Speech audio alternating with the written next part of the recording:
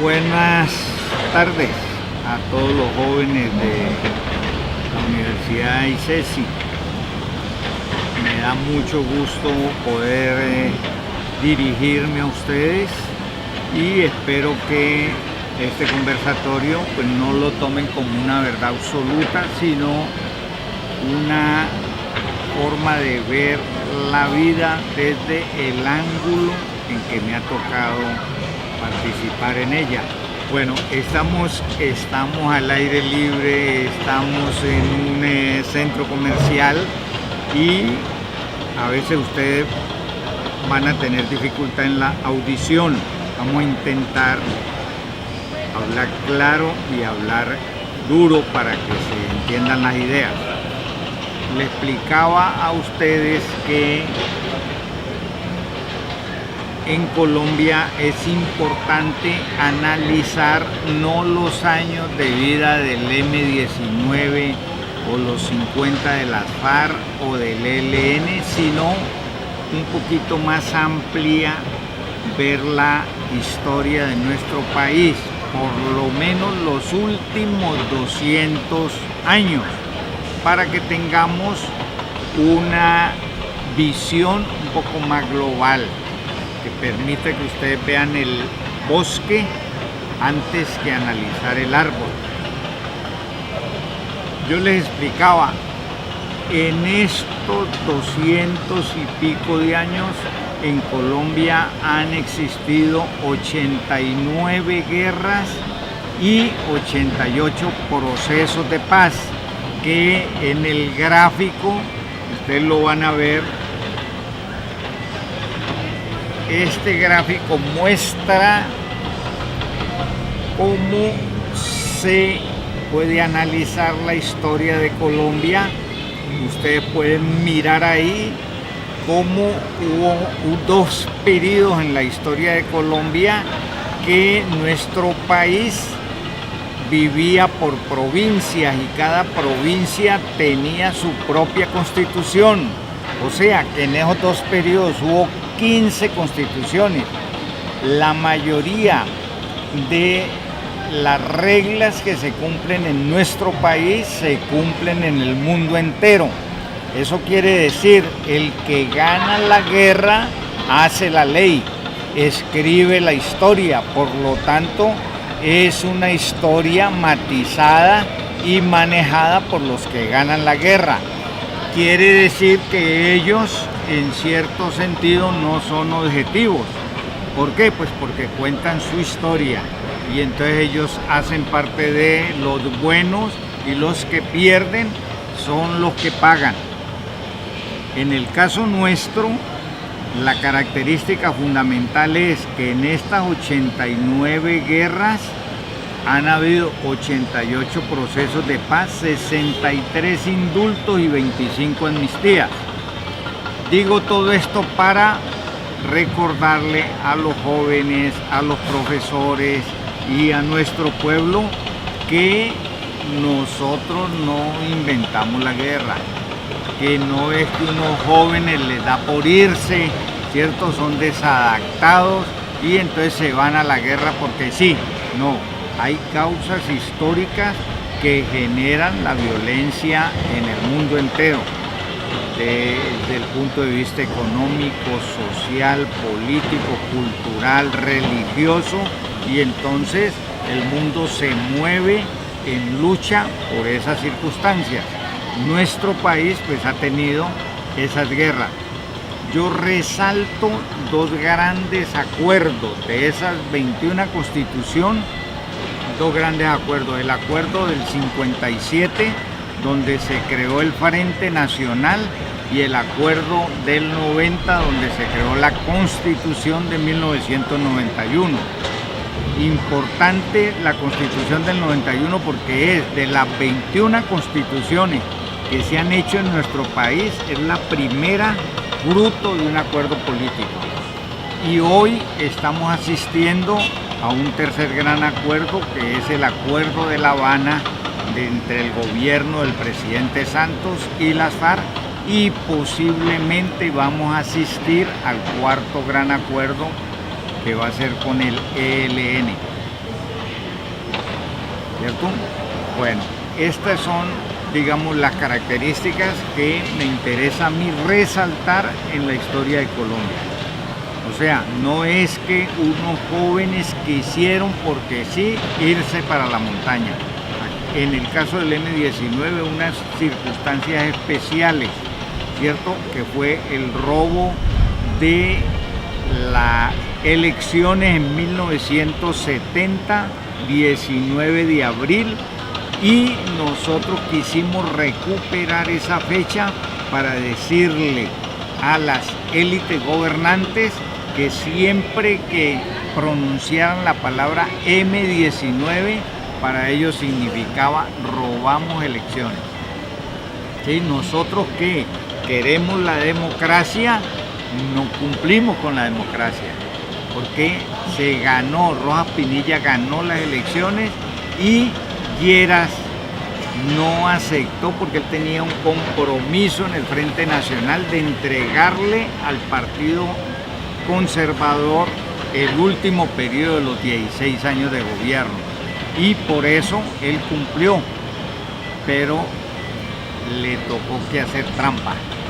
Entonces, esas circunstancias históricas hacen que surja en 1970 el M-19 en lucha contra un periodo corrupto de fraude electoral. Nosotros estuvimos muchos años en la guerra y a mí me tocó participar en una operación político-militar que fue la toma de la Embajada de la República Dominicana.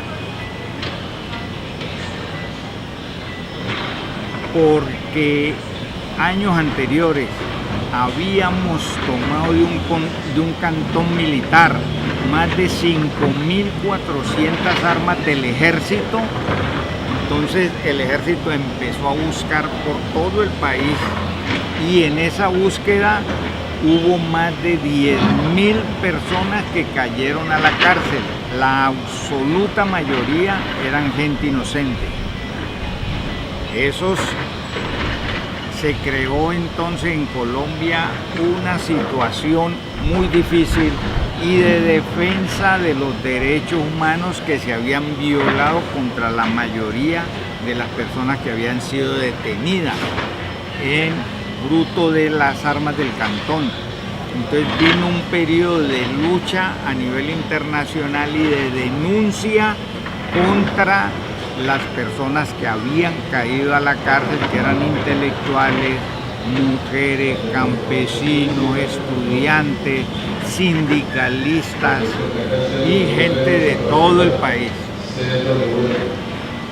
Nosotros consideramos que era necesario recuperar esta imagen y planteamos que nos tomáramos una embajada donde habían bastantes diplomáticos. Unos compañeros hicieron esa operación y a mí me correspondió liderar la operación militar. Estuvimos 61 días, hubo 57 rehenes, intentamos dialogar permanentemente y gracias a que también el presidente Turbay era una persona tranquila, era una persona mesurada, a pesar de que había un régimen muy fuerte, muy duro, era el binomio Camacho Leiva y Turbay. Sin embargo, en esta operación hubo un manejo muy tranquilo, de diálogo. Estuvimos en una camioneta amarilla más de 24 veces, nos reunimos con ellos y al final logramos pactar un acuerdo para, digamos, salir con vida los rehenes y nosotros.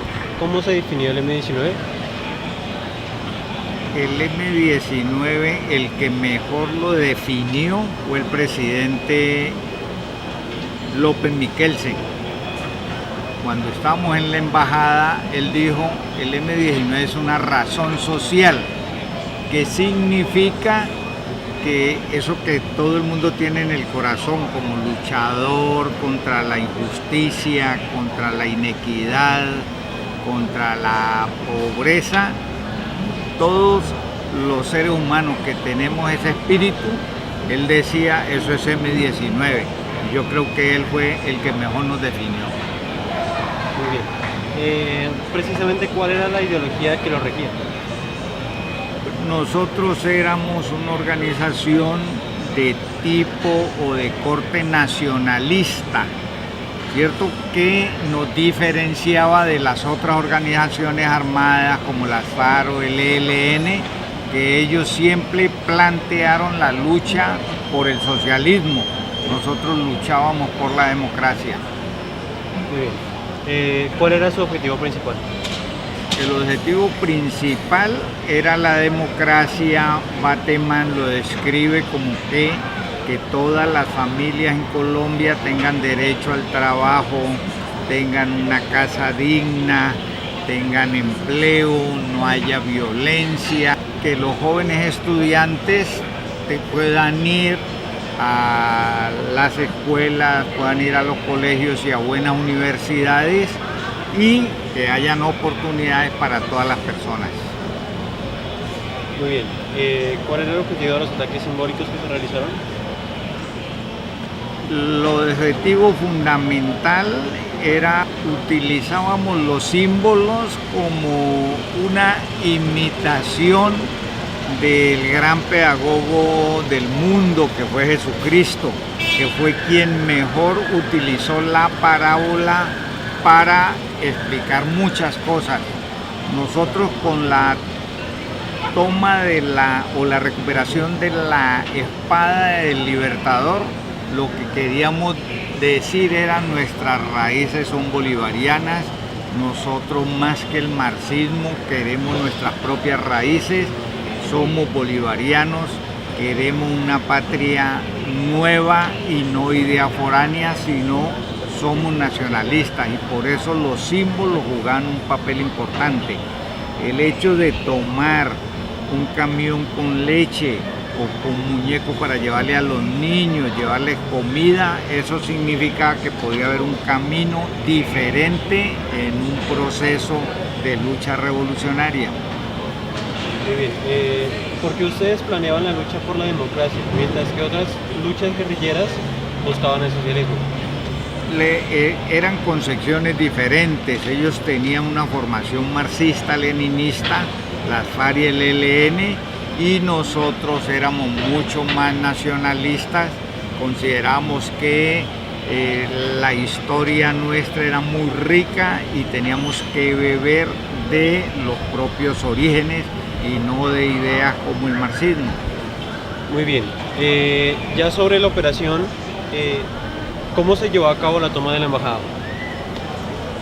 Fue una operación político-militar porque habían muchos presos políticos del M-19 y de otras organizaciones, incluso de líderes obreros y de dirigentes intelectuales que no tenían nada que ver con nosotros, pero había un proceso muy duro de tortura, desaparición, y queríamos hacer una operación para decirle al mundo: en Colombia, por cosas muy pequeñas, se violan los derechos humanos. Por eso hicimos la operación de la toma de la embajada, para el rescate y decirle al mundo: en Colombia sí hay presos políticos. ¿Era necesaria una toma de esa magnitud para llamar la atención del gobierno? Pues llamamos la atención del gobierno y llamamos la atención del mundo, porque durante 61 días el mundo estuvo pendiente y la gran pregunta que se hacían es: ¿por qué 16 jóvenes están dispuestos a entregar la vida por una denuncia? Y nosotros con eso demostrábamos que algo estaba pasando en nuestro país. Muy bien. ¿Considera usted que la toma de la embajada fue una protesta? Fue una operación político-militar de mucha envergadura. Está considerada la operación más fuerte que se hizo en América Latina. que duró más tiempo y que tuvo más rehenes. En ese sentido fue una operación político-militar. Muy bien. En cuanto a los diálogos que el gobierno llevó con las FARC, ¿considera que la amnistía es necesaria para acabar el conflicto armado? Les explicaba al comienzo que en Colombia han habido 89 guerras, 88 procesos de paz, 63 indultos y 25 amnistías. Quiere decir que en todos estos procesos de paz es necesario muchas veces hacer indulto y amnistía para solucionar una serie de obstáculos que se presentan en el camino. Muy bien. ¿Qué legado dejó el M-19 al país, a las generaciones nuevas o futuras?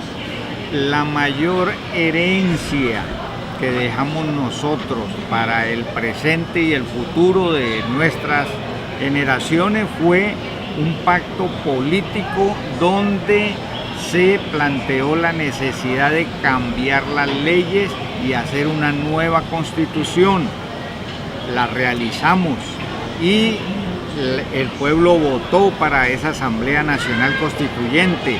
De 70 personas que se eligieron, nosotros tuvimos 19 curules, 19 representantes a la Asamblea Nacional Constituyente. Yo fui uno de esos representantes que ayudó a hacer la Constitución de 1991 que hoy nos rige. Muy bien. En paralelo, ¿considera usted que es una justa causa justifica el uso de la violencia? La violencia no es buena, pero en la historia de la humanidad hay momentos en que los conflictos no tienen salida sino a través de la violencia. Y desafortunadamente, pero han existido en toda la historia de la humanidad. Hoy, con todos los avances y desarrollos científicos y las redes sociales, es posible que no haya necesidad de más uso de la violencia. Por eso, en el planteamiento del Acuerdo de La Habana, lo que se dice es: queremos que haya una paz estable y duradera para que los hijos y los hijos de nuestros hijos no tengan que recurrir a la violencia y a la guerra. En un entorno internacional, ¿qué podemos aprender de la toma de la embajada en manera de política exterior? Ahí lo que se planteó era la importancia del respeto a los derechos humanos. Bueno, esta es una característica que en todos los pueblos del mundo se discute y lo seguimos discutiendo en Colombia. Pero lo más importante es, dejamos unas leyes que se han venido desarrollando en estos 25 años de la Constitución del 91 y todavía aprendemos y tenemos mucho que desarrollar. Pero lo importante es que por la vía de la política, por la vía de las redes sociales, por la vía de la participación, de la veeduría ciudadana, de mucha participación de la gente, de los intelectuales, que participemos, nosotros podemos ponerle tate quieto a muchos fenómenos que nos hacen daño. Hoy el fenómeno más grave que tenemos es el fenómeno de la corrupción y del clientelismo. Por favor, cuéntenos una anécdota que nos sirva para alimentar la información que tenemos copiada. En esa época la toma causó tanta, digamos, expectativa que los niños jugaban a los ladrones y policías y querían ser los ladrones. O sea, se cambió el rol, porque la gente no nos veía a nosotros como malos, nos veía siempre como Robin Hood. Y eso mandó un mensaje, porque Cromos sacó cantidad de fotos de la embajada adentro y veían que estábamos celebrando los cumpleaños, que estábamos en misa y hacíamos ejercicios. O sea, no nos veía como una cosa rara, ¿cierto? En una situación tan difícil. Siempre el mensaje que se mandó era un mensaje humano, tranquilo, de que por una circunstancia tan dura y tan sensible como era la toma de una embajada, nosotros intentamos cuidar mucho la imagen humana de las personas que estaban bajo el mando nuestro. Muchas gracias.